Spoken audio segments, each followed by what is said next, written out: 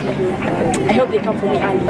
So I've never done drama. This is my first time. Appropriate expectations in life. I wanted to join drama for a different purpose. Reporting live from BD Primary School, my name is Consolata Chibalonza and you are watching EBN TV! Yay! I'm short, guys. Indeed, it was a fun moment there with the pupils of BD Primary School. I do hope for the best for those who will be representing Makadara Sub-County. Now, moving on, as the Business Forum in Homa Bay County enters its second day, the key proponent of the resolution, who is a guest speaker, called for the dissolution of two crucial road agencies, citing them as obstacles to devolution success. This comes shortly after governors urged the dissolution of these two agencies to redirect allocated funds directly to the counties. A former Prime Minister stated that the Rural Roads Authority, KERA, and the Urban Roads Authority of Kenya, KURA, no longer serve a purpose under the devolved system.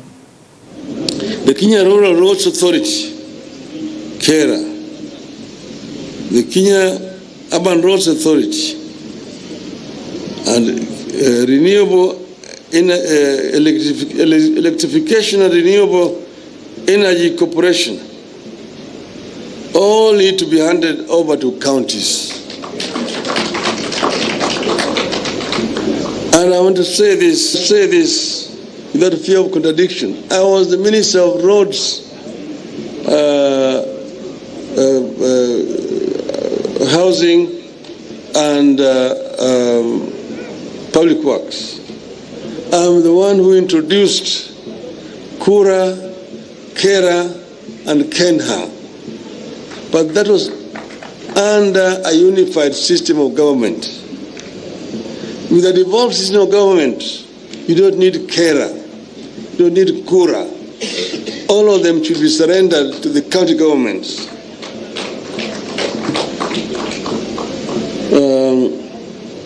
Freeing these bodies would empower counties to develop low-cost alternative sources of energy like solar parks, wind energy, geothermal power that is abundant in this lake region.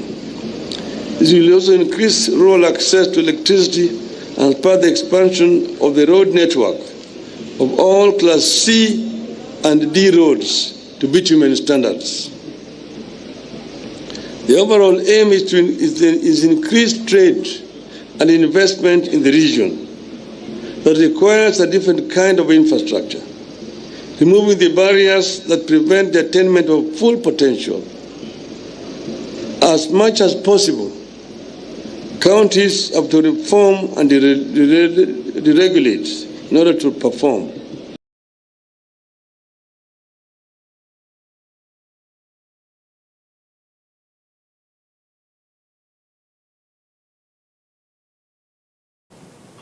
Transport activities are expected to improve further in the Chepkube area of Mount Elgon constituency after the county governor, Kenneth Lusaka, officially opened the bridge that connects the Chebwek area to Chepkube. And as our Bungoma correspondent Duncan Kuoba reports, the bridge will boost and change the lives of the residents.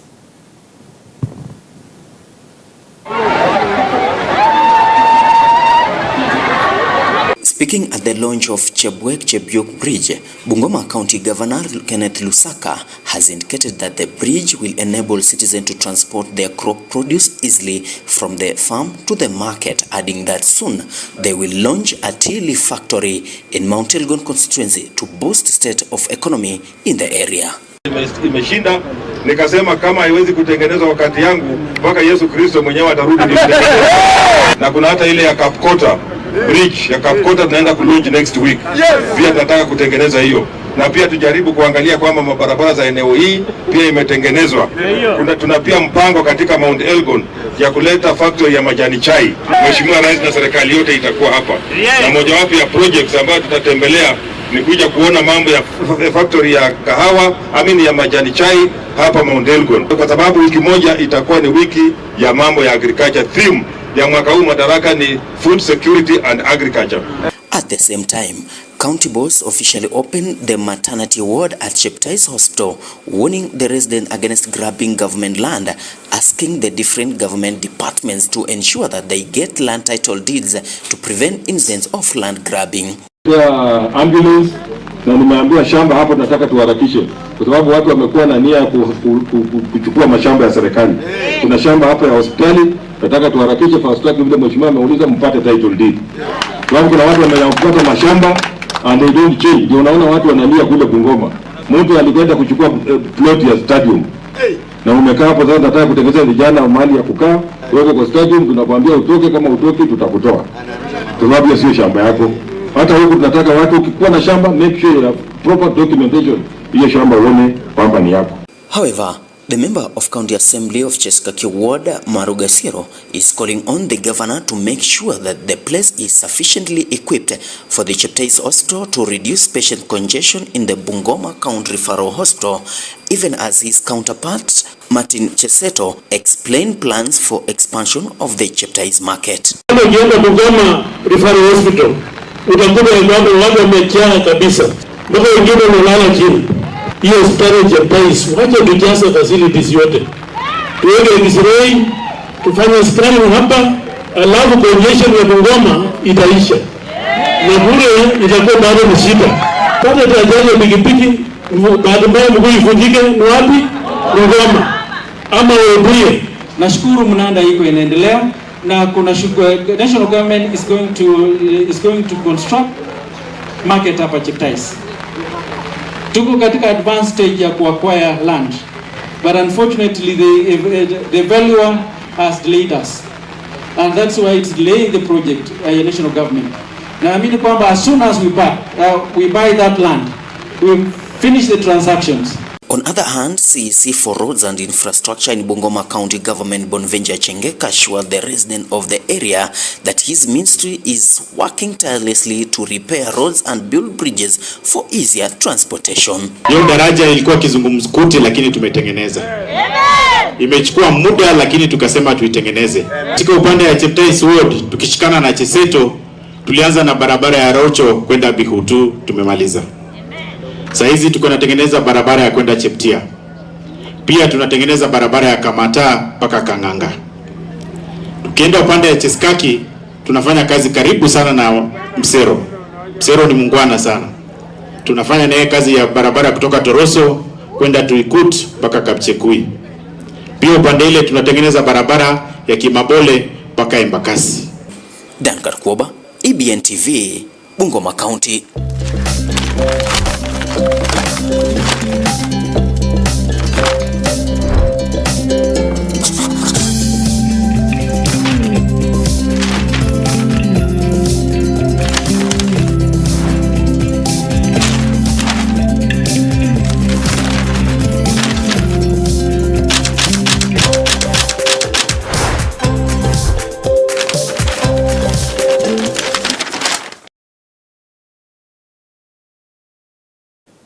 It is time for the second segment, and that is the newspaper review. Now today we're kicking it off with the Star, and what's the headline is wage crisis as Ruto team pushes for 55 more female MPs. Task force wants the law amended to limit a candidate to 2 terms. That is what this part is all about. And now the photo down here, Raila says, I'm going nowhere. I'm going nowhere, says Raila, overhanging up boots in the local politics. That is a photo showing Mwangi wa Iria, Eugene Wamalwa, Azimio leader Raila Odinga, Gladys Wanga, and of course Machakos Governor Wavinya Ndeti. That was yesterday during the county's, that is Homa Bay County's International Investment Conference, where Raila Odinga also acted as a guest, or as a special invited guest. Now on the side we have a photo of ex-Law Society of Kenya president. We all know that this news have been making round about the election of the Law Society of Kenya. They're trying to elect a new president, and this is the ex-president Harvey Nelson, who was speaking on polls and future of the legal profession. Now, the Law Society of Kenya will elect a new crop of leaders. That is today. The Star interviewed former LSK President Nelson Havi on his perspective on the vote and of the candidates. So if you want to hear news, reviews, and views on that, that is the newspaper to go to. We have also fresh row looms on affecting Ruto. Raila talks on the report. Now, a row is brewing in Parliament over the implementation of the National Dialogue Committee report, despite a new political truce between President William Ruto and opposition chief leader Raila Amolo Odinga. The Star has established that a meeting called by the two speakers on Tuesday ended in a stalemate. That is a story that the Star is all featuring. Up here we have a very sad story. The suspect fled. It is the mother of two fighting for her life after beastly attack by her husband. That is a story at the top corner right there. And I will ask this question very soberly and very from a very sober point of view. What are we not doing with our boy child? Why is the boy child turning this gruesome, this beastly?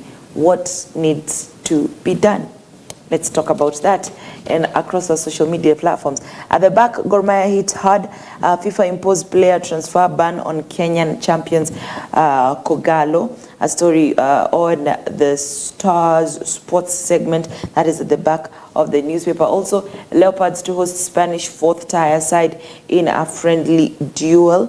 We also have at the top corner rugby. Wambua rings changes as Shujaa eye Uruguay sevens leg. That is what we have on the Star. And we go to the Daily Nation.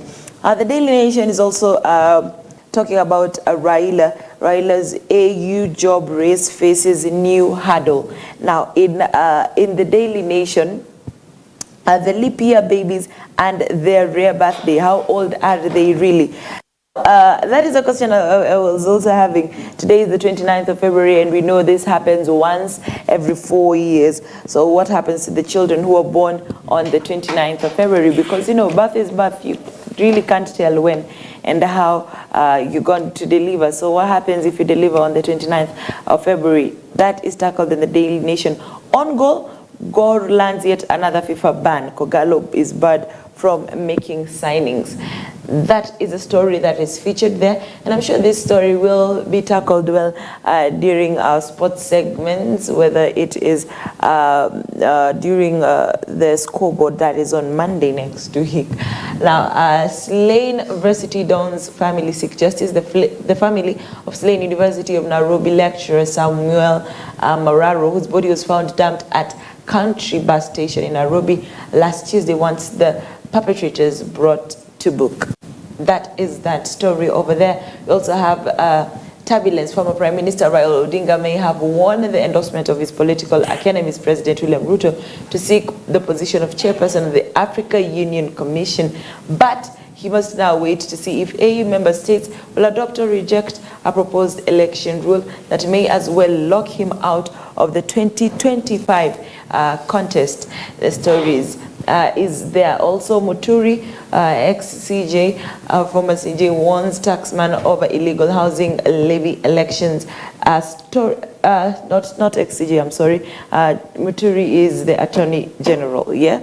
The Attorney General, Justin Muturi, he has warned taxmen over illegal housing levy collections. There's also a 15% workers' gross salary that goes into the housing levy, with the employers also compelled to match this same amount. Now, we also have inside a renewed push to implement the gender rule, as also highlighted on the Star. There is the push that President Ruto wants 22 more members to allow 55 more actually female MPs, a push by the President William Samoei Ruto. At the back of the Daily Nation is the story about the AG, the Attorney General.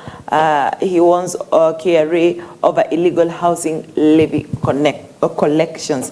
A story I'm sure each and every one of us is interested in. Now, and lastly but not least of them is the Standard. Now, in the Standard, Gachagua is living his worst nightmare. After President William Ruto trounced Raila in 2022, Deputy President Rigathi Gachagua expressed his fears of a possible rapprochement between the two competitors. His worst fears have come true, and it seems there is very little that he can do. Again, I take that.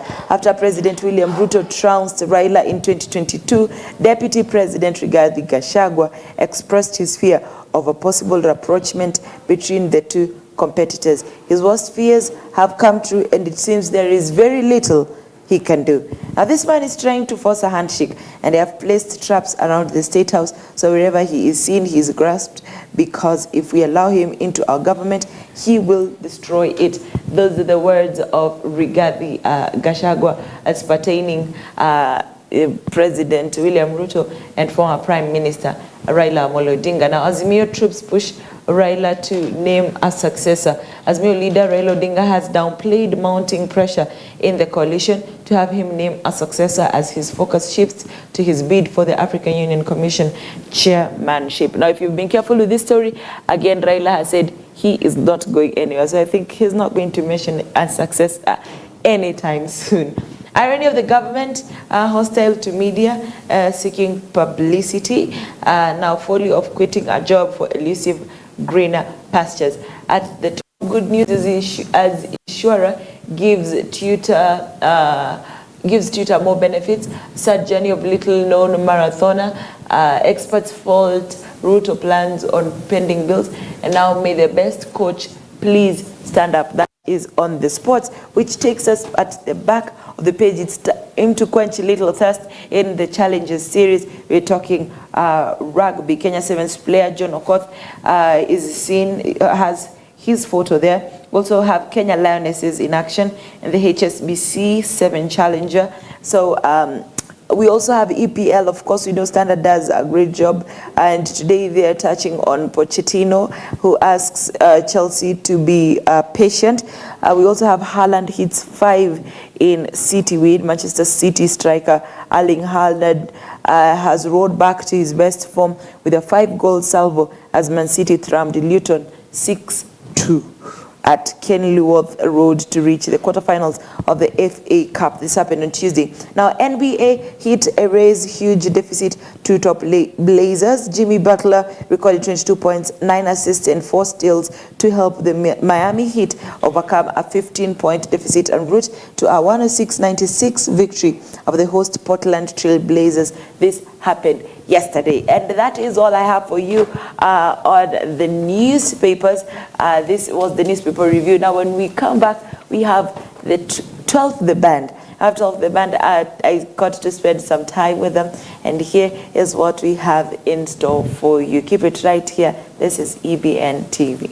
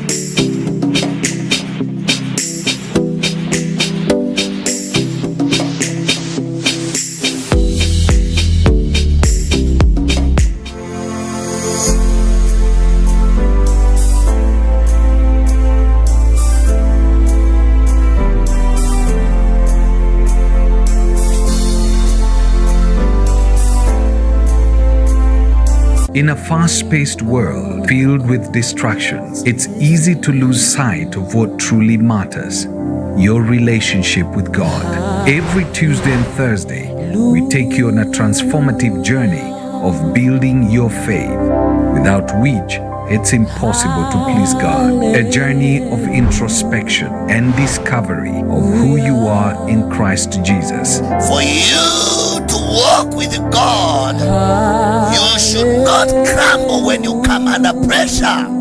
Kama umeokoka, sema umeokoka mpaka mbele ya president, mpaka mbele ya chief justice, mpaka mbele ya kila mtu. Hiyo ndio kuokoka ya ukweli. Kuokoka ya ukweli. Enjoy a faith-filled environment of worship and ministry of the word every Tuesday and Thursdays from 9 a.m. with Reverend Felix Kevoy, exclusively on EBN TV. Every Thursday from 8:30 p.m. Listen, every man needs God. And every man needs to learn to humble himself before God. Enjoy teachings from Pastor Chris Oyakilome. Here's what the Lord is instructing you to do. Prepare yourself in the Word of God. Feed your faith. Prepare yourself in the Word. Build your faith and get to know who you are in Christ Jesus. Feed your faith. There's a spiritual attack of some kind through sickness. Build your faith strong. Every Thursday from 8:30 p.m. on EBN TV, transforming your world. Every Saturday from 8:30 a.m. But we should not be afraid to interpret scripture. Get to know the story behind the Bible. Why was it written? To whom was it written? And what was happening when it was written? Understand, get to know, learn how to properly interpret the scriptures so that you're not deceived. In the book of Revelation, and we have started to enter into the happenings, because these are things that are going to take place hereafter. Join Pastor Felix Kevoy and his team as they go through the different books of the Bible and give you the theological interpretation of the same. At the very introduction of the book of Revelation, the book lays clear what is contained in here. Every Saturday from 8:30 a.m. on The Theology Show, only on EBN, transforming your world.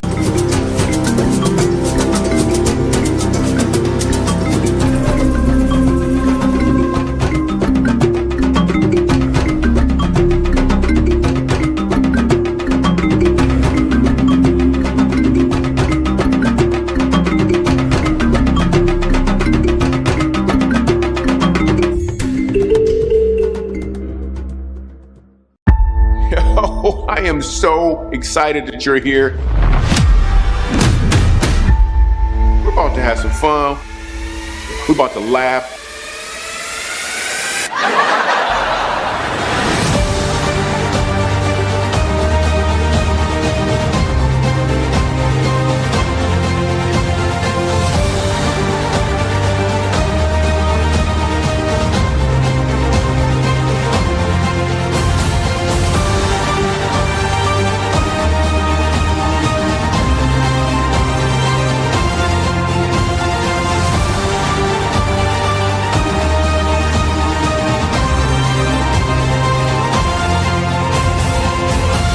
I took my family to Mexico for a week on vacation. The first 2 days were rough because the people there kept calling me a Negro. The third day, I realized they were saying amigo. It was hard.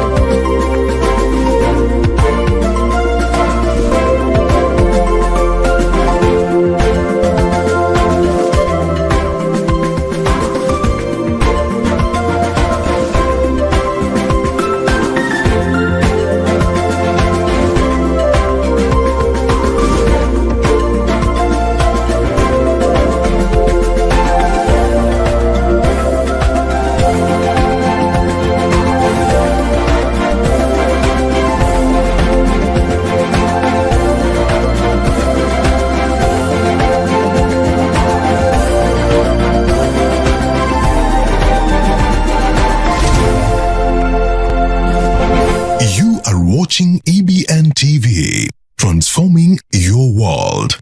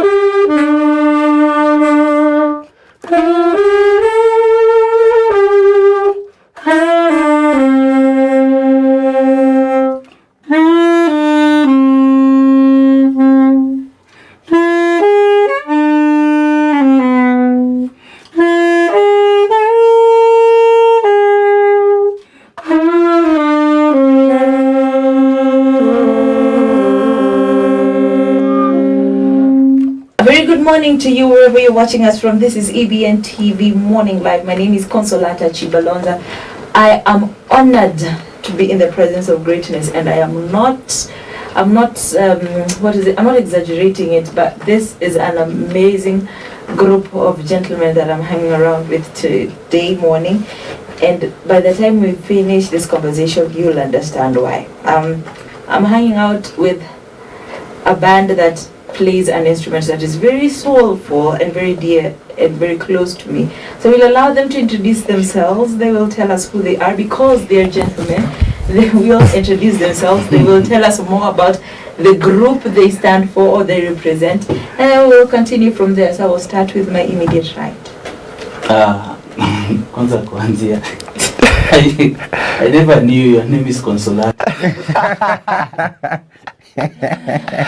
Dad, we need to talk. I never knew your name is Consolata for all those years. Imagine. So I almost laughed.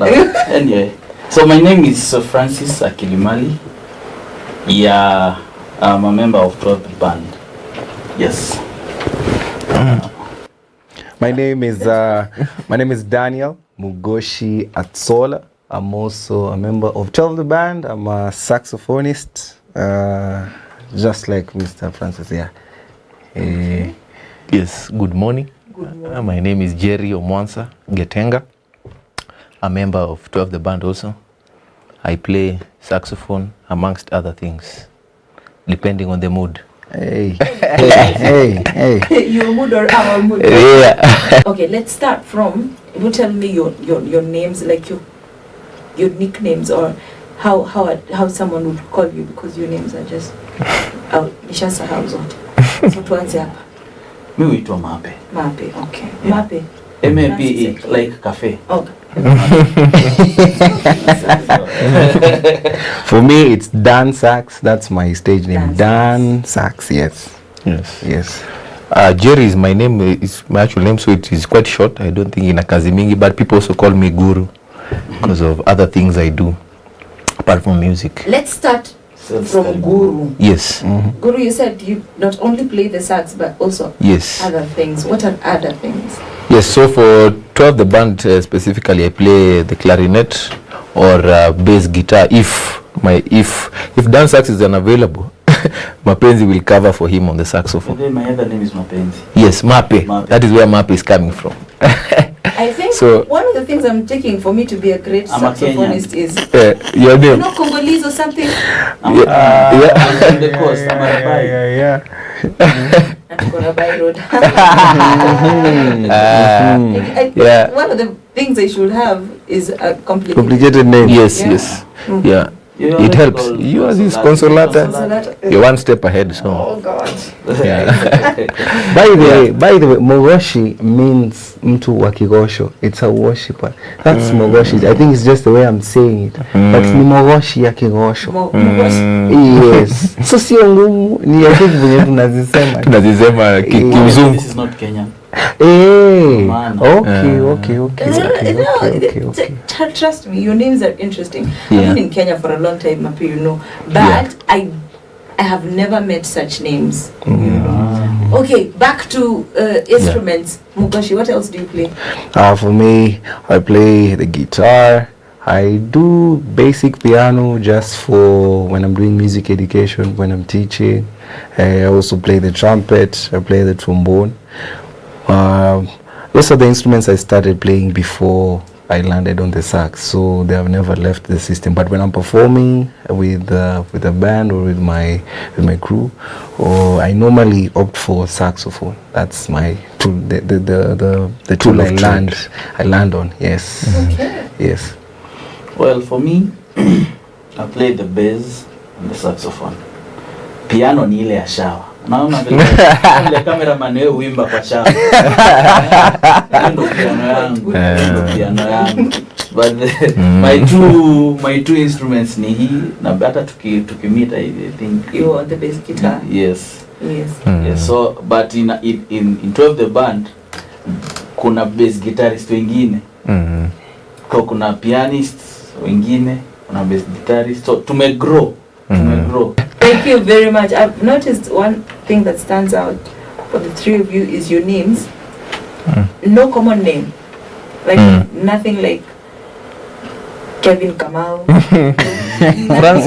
Francis. Kidogo. Akilimali it covers. Yeah, Akilimali covers. Thank you very much for taking the time. So the 12th, is it the 12th band or the 12th band? 12th the band. 12th the band. 12, not 12. 12. Okay, 12. Just 12. 12. 1, 2. The band. Yes. What is it about? It's about a band. Why 12? Why 12? So 12 the band just came about. Okay, let me tatoka mbali. Tuende tu. It was which year? Back in 12 or 13. Back, wacha niwarudishe. So it was 2013. Tulikutana with a group of instrumentalists, but then we are more than this. These are just part of it. This is just part of it. Do you all play sax? No.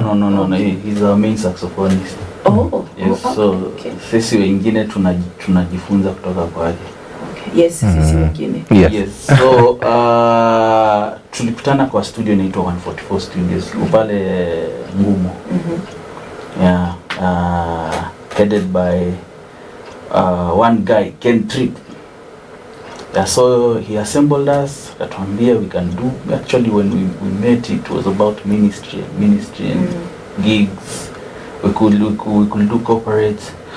But then we sat in his studio na tukasema let's come up with a name.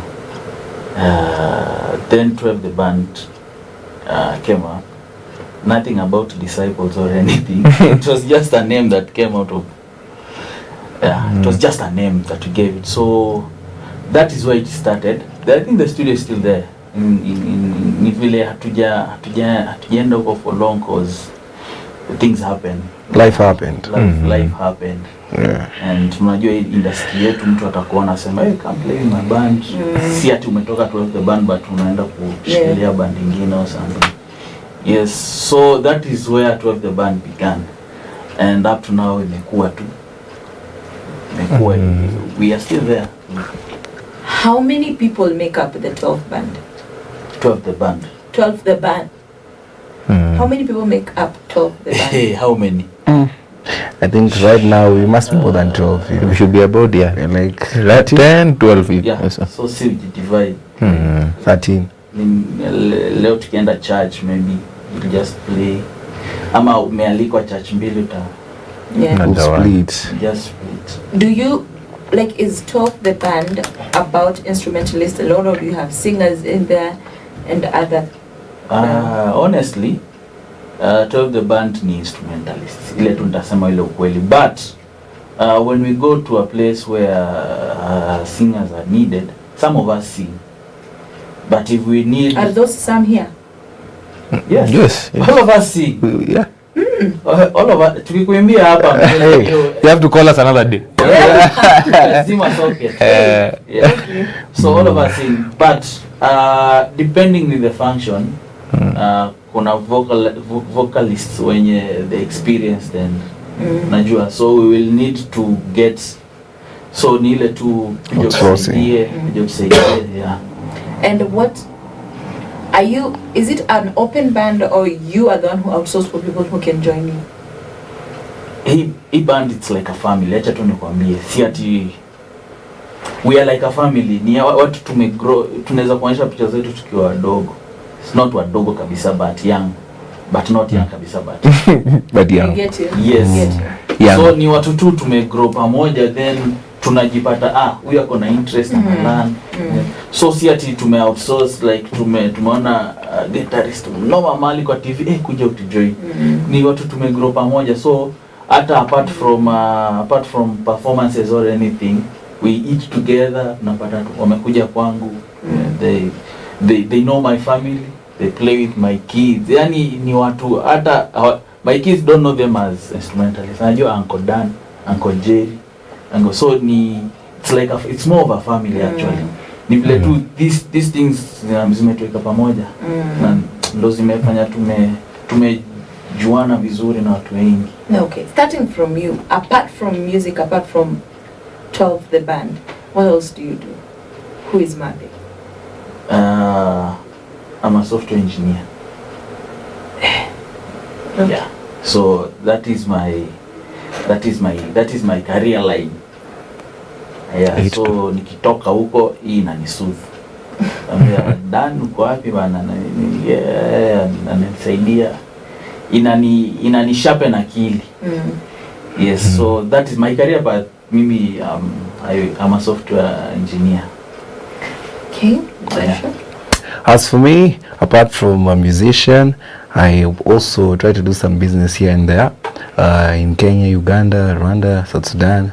I normally have restaurants. I have 2 restaurants so far. I'm trying to push. Yeah, apart from that, I'm trying to get into farming kidogo. Yeah, I guess that's dance sax for me. He's a businessman, serious businessman. Clearly, that's serious. That's serious. If you need to go to Congo, hala, I can't help. Sawa. Right. Guru. Yes. Guru anauza skari guru.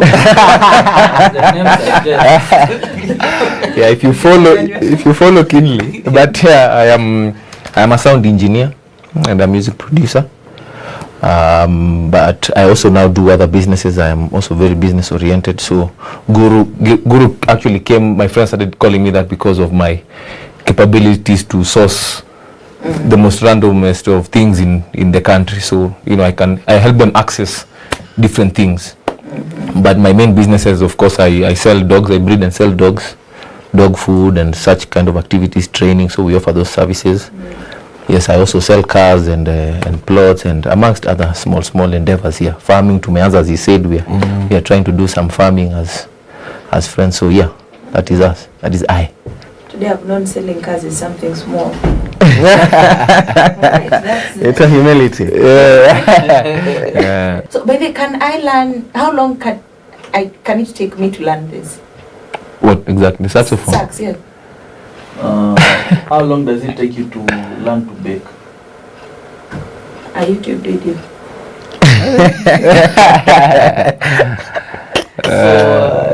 It depends. How consistent it depends. You want to be? How fast you grasp? How often you practice? How curious you are?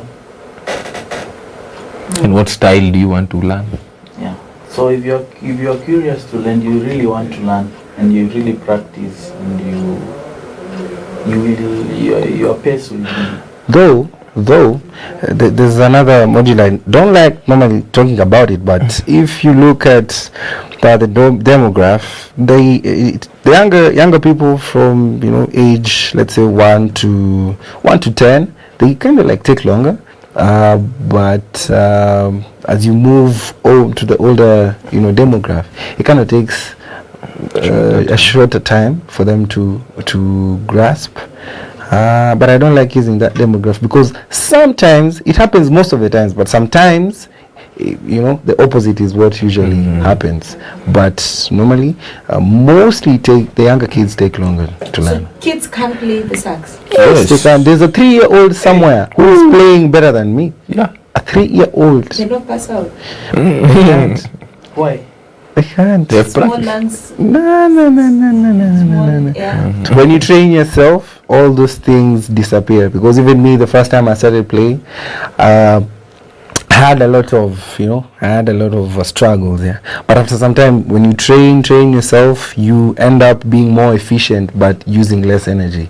So that's muscle memory. Yeah, and muscle memory and all that, and yeah, so it's possible. Okay. It's a wrap, guys. We're done. For me, it was a couple of weeks, and I was able to pick up on some certain cues. So let not that surprise you. It might give somebody the impression that you can pick an instrument and next week you are on TV. Taken that impression. No. All you brothers. For you, give up. No. It takes a lot of work, individual practice, consistency. You have to be diligent in your instrument and spend hours. Yeah.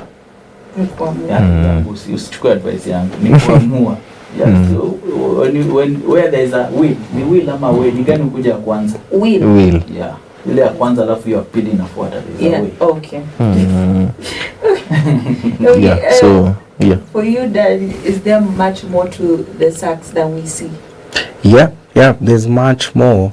I normally break it down in this way. When I create, personally for me, when I create a red card or the way I've been packaging my sax performances, I've been called in some places to help people to mourn. I've been called to funerals. I've been called to some places, I've been called by ministers to lead worship with this.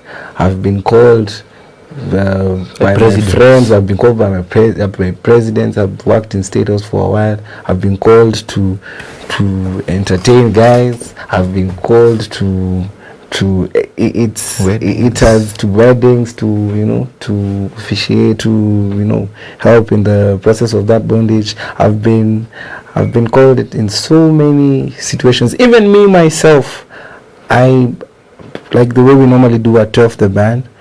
I myself have even communicated through the sax.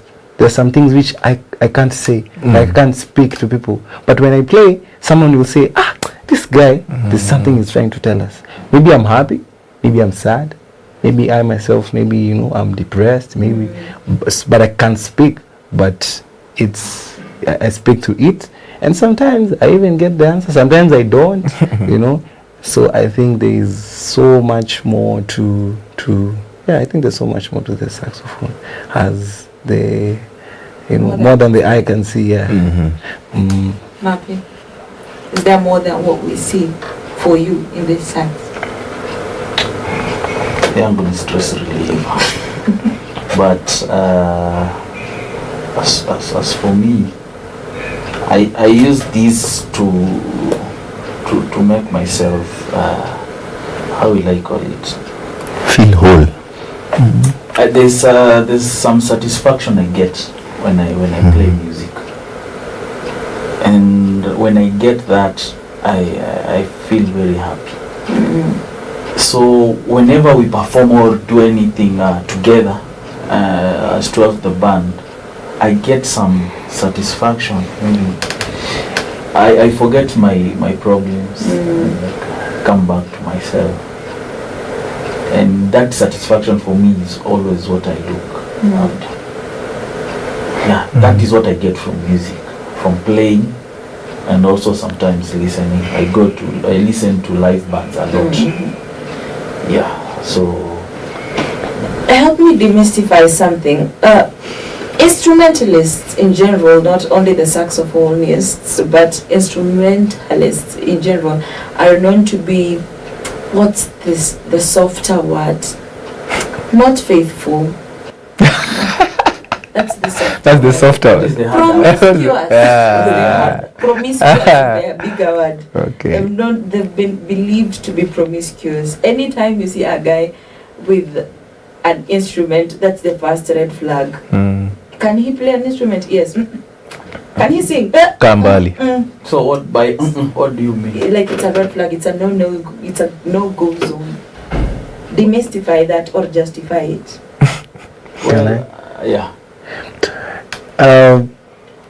I've experienced that actually, especially in my dating life, because what happens is what I came to find out is the instruments are normally, they're easily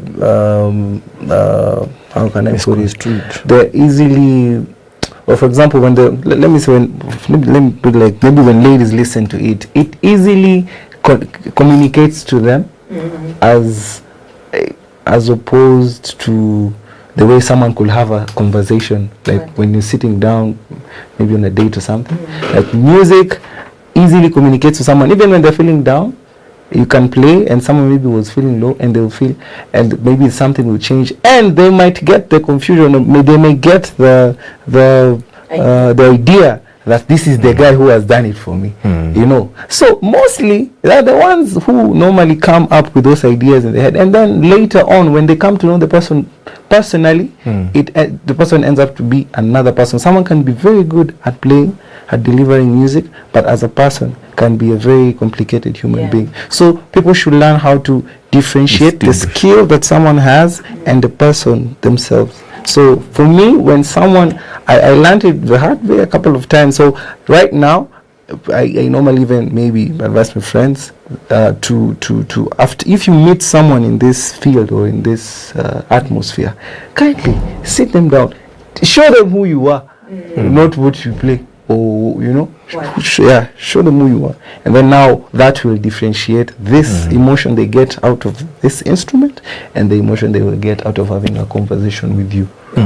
I think the concern is that we are visible. We are the visible people in the church, in the concert, in the gig, as compared to the guy behind the camera or the the one seated there in the congregation or wherever.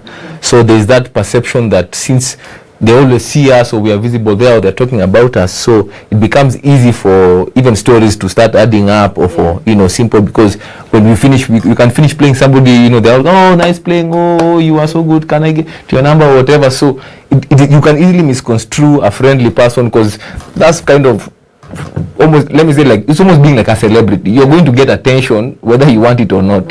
So now the question again becomes, how do you relate with these people, these fans, these friends, these fellow, you know, youth or whatever? How do you relate with them? How do you create this rapport? So that is why it becomes necessary for you to know them as a person and differentiate the musician from the individual person. Not to say that they are not promiscuous instrumentalists, and not to say they are not promiscuous other people. It's just that they are not visible or they are not spoken about. Don't generalize. Yeah. Kuna mtu, kuna skill, na kuna hii. So know the person. Kwanza. Ukijua hii and then you attach them together, utasema wote ni kondoa moja. Because mapenzi did something wrong to you, now all of us are tumekuwa wabaya. Nyinyi wote ni. Hapo kwa mapenzi did wrong to you. I'm joking. Okay. So finally, maybe as we try to sum this up, where can we get 12 the band if we were looking for you? We have our numbers. We have our leader who is not here. Yeah, his name is Ben. Ben Sokoro is the drama. Leader. He's our drama actually. Yeah, so maybe the numbers will be shown, and then we are also on social networks, social media platforms, social networks. Potato. Yeah, 12 the band, 12 like X Roman. The Roman. Yeah, the Roman 12 the band. Okay. Okay. And how available are you? Depends. You just call, then give us your date, then you'll be told. But you pray. Yeah, you play on.